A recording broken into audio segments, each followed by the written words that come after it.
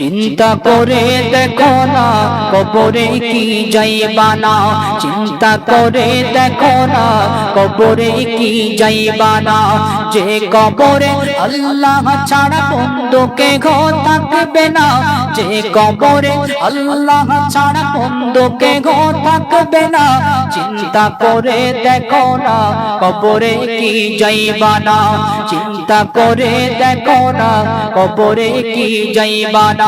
যে কবরে আল্লাহ ছাড়া বন্ধুকে ঘো থাকবে না, যে কবরে আল্লাহ ছাড়া বন্ধুকে ঘো থাকবে না। চিন্তা করে দেখো না কবরে কি যাইবা না, চিন্তা করে দেখো না কবরে কি যাইবা না। আল্লাহুম্মা সাল্লি আলা সাইয়্যিদিনা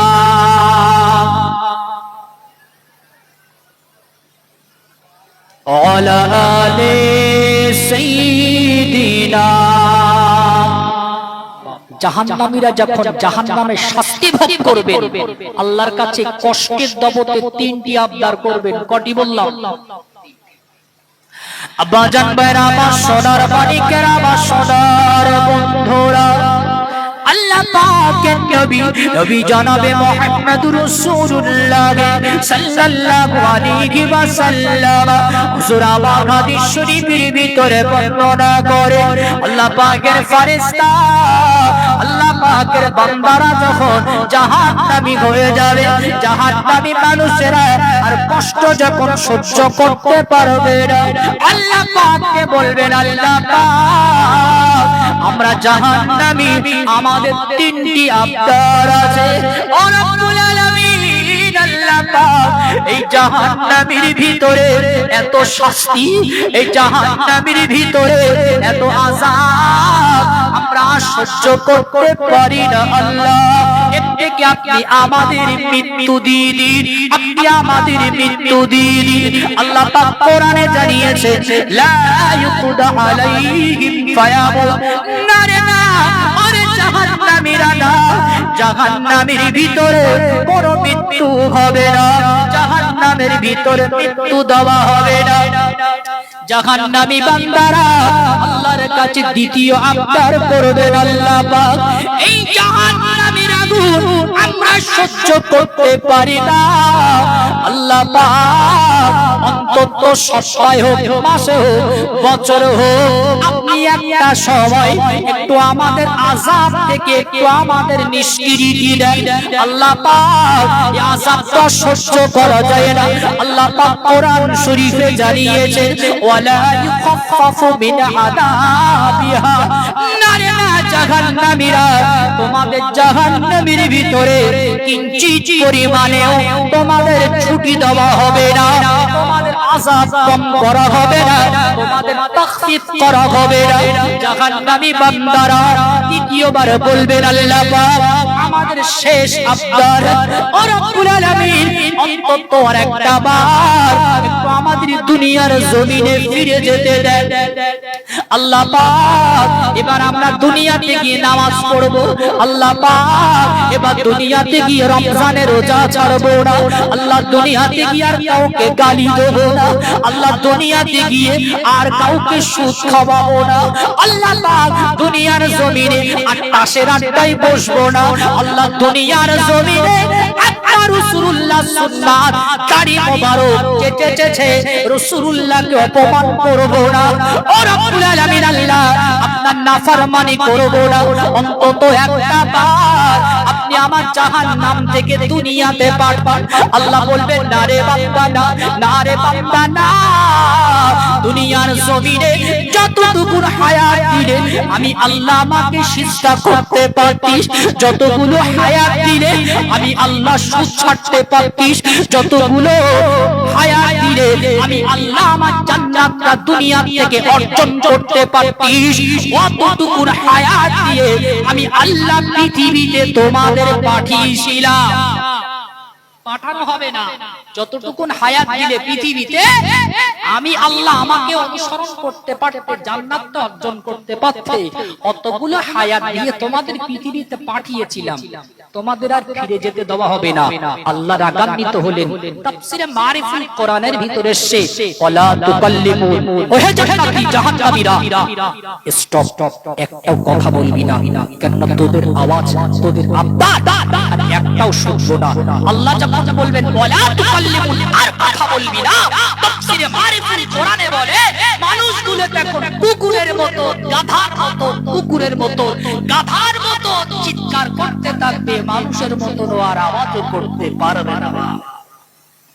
জাহান্নামী মানুষদের এত শাস্তি কিয়ামতের দিন হবে। বাবা আমি আপনি পারি এই দুনিয়াতে স্বল্প সময়, রাসূল বললেন আদ-দুনিয়া হাদিরাতুন হুলওয়াতুন, সুন্দর সুন্দর সুন্দর সমিষ্টি দুনিয়া পেয়ে আমি আল্লাহ আমার আখিরাতটাকে, অনন্ত কালটাকে ভুলে যেও না। বাবা ছাড় পাবা না কিয়ামতের দিন।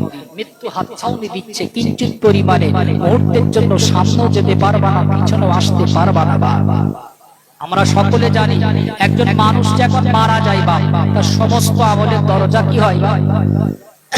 বন্ধ হয়ে যায় না? একটা মানুষ যখন মারা যায় সমস্ত আমলের দরজা বন্ধ হয়ে যায়, শুধুমাত্র তিনটে দরজা ছাড়া। কটা দরজা? শোনার দরকার আছে না? নাই? আপনিও মারা যাবেন, আমিও যাব, সব আমলের দরজা বন্ধ, তিনটে দরজা খোলা। সুবহানাল্লাহ।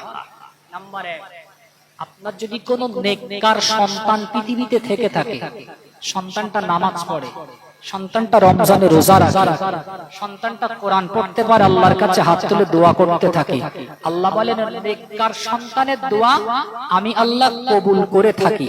একবার জোরে বলুন সুবহানাল্লাহ। দ্বিতীয় নম্বরে এমন জ্ঞান, এমন এলেম আপনি মানুষকে শিক্ষা দিয়েছেন, একটা কিতাব রচনা করেছেন, আপনার এলেম দ্বারাই অন্য মানুষ জ্ঞান অন্বেষণ করছেন, ওই ব্যক্তির কবরে যে কিতাব, যে ঘটনা, যে আলোচনা শুনে মানুষ আমল করবে, ওই আমলের দরজাটা খোলা থাকবে।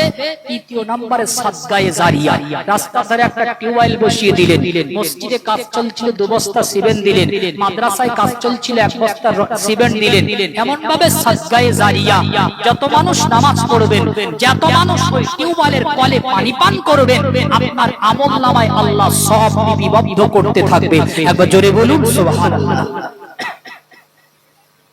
ইমাম ফখরুদ্দিন রাজি রাহমাতুল্লাহ আলাইহি তিনি তার কিতাবের ভিতরে লিখছেন, আল্লাহ পাকের কোন একজন পয়গম্বর আল্লাহ পাকের হুকুম নিয়ে রাস্তা দিয়ে যাচ্ছেন, যেতে যেতে দেখলেন প্রতিমধ্যে একটা কবরের ভিতরে প্রচন্ড আযাব হচ্ছে, আযাব, জাহান্নামের শাস্তি।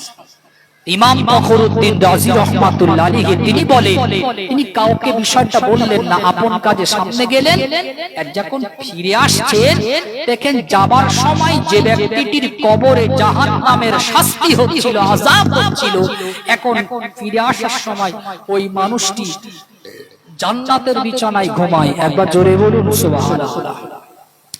ইমাম ফখরুদ্দিন রাজি রাহমাতুল্লাহ আলাইহি হুজুর আমার হাদিস শরীফের ভিতরে বর্ণনা করেন, আল্লাহ পাকের ওই পয়গম্বর আল্লাহর কাছে দুখানি করে হাত তুলে দোয়া করে, আল্লাহ পাক ও রব্বুল আলামিন, আল্লাহ পাক যাবার সময় দেখলাম যে মানুষটির কবরের ভিতরে আযাব হয়, যে মানুষটির কবরের ভিতরে জাহান্নামের শাস্তি দেওয়া হয়, এখন ফিরে যাবার সময় ওই জাহান্নামী মানুষটির কবর কেমন ভাবে জান্নাতে পরিণত হলো, আল্লাহ পাকের দরবারে দুখানি করে হাত তুলে মোনাজাত করে, ও রব্বুল আলামিন, আল্লাহ পাক আমি তো বুঝতে পারি না, আল্লাহ পাক তখনই বলে দিলেন, ও আমার পয়গম্বর, পৃথিবী জমিনে ওই বান্দা যখন মারা গিয়েছিল তার স্ত্রীর গর্ভে একটা সন্তান ছিল, ওই সন্তান এখন বড় হয়েছে, তার মা তাকে মাদ্রাসায় ভর্তি করে দিয়েছে, তার মা যখন তাকে মাদ্রাসায় ভর্তি করে দিল, ওই ছেলেটা যখন পড়ে আলিম, ওই ছেলেটা যখন পড়ে বা, ওই ছেলেটা যখন পড়ে তা আর দোয়া দরুদ শিখতে থাকে, আর দোয়া করতে থাকে, রব্বির হামহুমা কামা রব্বায়ানি সগীরা। ও আমার পয়গম্বর ওই ছোট্ট নেককার সন্তানের হাতের ওসিলায় ওই তার দোয়া চাবার ওসিলায় আমি আল্লাহ পাক তার আব্বা জানের জাহান্নামী কবরটাকে আমি আল্লাহ পাক জান্নাতি করে দিয়েছি। জোরে বলুন সুবহানাল্লাহ, আর জোরে বলুন সুবহানাল্লাহ। নেককার সন্তান আল্লাহর কাছে দোয়া চেয়েছেন, আব্বা মায়ের জাহান্নামের কবরটা জান্নাতি হয়ে গেছে। জোরে বলুন সুবহানাল্লাহ। ইমাম মালিক রাহমাতুল্লাহ আলাইহি তার একটা অভ্যাস ছিল, দৈনন্দিন কিছু সৎকর্ম করে কোন কবরস্থানের ধারে দাঁড়িয়ে দুখানি করে হাত তুলে মুনাজাত করতে। ইমাম মালিক রাহমাতুল্লাহ আলাইহি তিনি বর্ণনা করেন, আমি আমার মারিফাতে জ্ঞান দিয়ে জানো দেখতে পাই কবরবাসীরা চাতক পাখির ন্যায় আমার কাছ থেকে একটু মিসালের সওয়াব নেওয়ার জন্য, একটু সওয়াব নেওয়ার জন্য কবরবাসীরা কাতারে কাতারে কাতারে কাতারে লাইন দিয়ে দাঁড়িয়ে থাকে। কিন্তু ওই কবরস্থানের ভিতরে একজন মহিলা আছে, আজ পর্যন্ত কখনো সওয়াব নেওয়ার লাইনে ওই মহিলাটা দাঁড়ায় না। ইমাম মালিক রাহমাতুল্লাহ দৈনন্দিন কিছু ভালো কাজ করতেন, কবরস্থানে গিয়ে দোয়া করতেন, আল্লাহ কবরবাসীদেরকে ক্ষমা করে দাও। ইমাম মালিক রাহমাতুল্লাহ আলাইহি বলে, আমি আমার মারিফাতে জ্ঞান দিয়ে দেখতাম কবরবাসীরা চাতক পাখির ন্যায় লাইন দিয়ে দাঁড়িয়ে যেত একটু সওয়াব পাওয়ার আশায়, কিন্তু একজন মহিলা দাঁড়াতো না, নিশ্চিন্তায় ঘুমিয়ে থাকতো। হঠাৎ করে একদিন দেখি ওই মহিলাটা সওয়াব নেওয়ার লাইনে দাঁড়িয়ে আছে। আমার কাছে যখন আসলো আমি জিজ্ঞাসা করলাম, আম্মা জান, এতদিন পর্যন্ত আপনি তো কোনোদিন সওয়াব নিতে আসেন না, তো আজকে আপনি কেন কিসের জন্য আসলেন সওয়াব নিতে? ওই মহিলাটা তখনই বলেছিল, হুজুর পৃথিবীর জমিনে আমার একটা সন্তান ছিল, ওই সন্তানটা ছিল কোরআনের হাফেজ। একবার জোরে বলুন সুবহানাল্লাহ। আমার ওই সন্তান যখন আল্লাহর কোরআন তেলাওয়াত করে, আমার সন্তান যখন এমনি করে নামাজ কায়েম করে, আমার সন্তান যখন দান সাদাকা করে, অটোমেটিক্যালি আমি আমার সন্তানের পাঠানো সব আমি তার আম্মা জান আমার কবরের ভিতরে ঢুকতে থাকে। ওই জন্য আমার সব আমার কোনো প্রয়োজন হতো না। ওই ইমাম মালিক রাহমাতুল্লাহ আলাইহি আজকে দুঃখের বিষয়, আমার ওই সন্তান পৃথিবীর জমিন থেকে মারা গেছে। আমার সন্তানটা, হাফেজ সন্তানটা মারা গেছে। ওই জন্য সব আসার প্রসেসটা বন্ধ হয়ে গেছে। ওই জন্য আজকে কাতারে লাইনে দাঁড়িয়েছি একটু সওয়াব পাওয়ার আশায়। আপনি মারা যাবেন, আমি মারা যাব, সব মারা যাবেন, হিসাব একদিন আমারও হবে, আপনাকেও একদিন আল্লাহর সামনে দাঁড়াতে হবে। তাহলে পৃথিবীতে কোন কর্ম করলে আল্লাহর কাছে আমাদের হিসাবটা সহজ হবে? একটা জিনিস মনে রাখবেন, আমার ভিতরে যদি ঈমান নামক পাসপোর্টটা যদি নিয়ে আমি আপনার কবরস্থ হতে পারি, তাহলে নিশ্চিত কবরে আমরা ছাড় পাবো, হাসরে আমরা ছাড় পাবো, আল্লাহ পাকের দয়ার জান্নাতের মেহমান হতে পারবো। একবার জোরে বলুন সুবহানাল্লাহ। আপনি উমরা হজের জন্য বাড়ি থেকে বার হয়েছেন, কিংবা বাংলাদেশে টুরিস্টে যাবেন, ভ্রমণের জন্য যাবেন, এখন আপনাকে বিমান ধরতে হবে, এখন আপনাকে প্লেনে উঠতে হবে। আপনি পাসপোর্টও নিয়ে যাননি, ভিসাও নিয়ে যাননি। আচ্ছা, কিছু না গিয়ে যদি এয়ারপোর্টের সামনে আপনি দাঁড়িয়ে থাকেন, আচ্ছা তারা কি স্যালুট করে আপনাকে ভিতরে ঢুকবে বলে মনে হয়? মনে আছে ঢুকবে? ওটা একটা বোকামোর কাজ না? বিনা পাসপোর্টে বিনা ভিসায় যদি কেউ নিজের দেশ থেকে অন্য দেশে যেতে চায়, এই নিয়েতে বর্ডার পারাপার করলে যেমন একটা বোকামো। আমি আপনি যদি পৃথিবীর জমিন থেকে ঈমান নামক পাসপোর্টটার সঙ্গে না নিয়ে যদি বা মৃত্যুবরণ করি, তাহলে কবরস্থ আমরা যখন কবরবাসী হয়ে যাব, ওখানেও মনে হচ্ছে আমাদের খুব সুন্দরভাবে যত্ন করি, মনে হচ্ছে জান্নাতে ঢুকবে, তাই না?